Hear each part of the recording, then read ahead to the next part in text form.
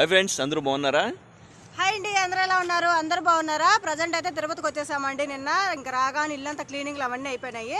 ఇంకా రెండో రోజు నైట్ అంతా వర్షం పడింది మాకు. ఇప్పుడు కూడా సన్న తుంపరు పడుతుంది.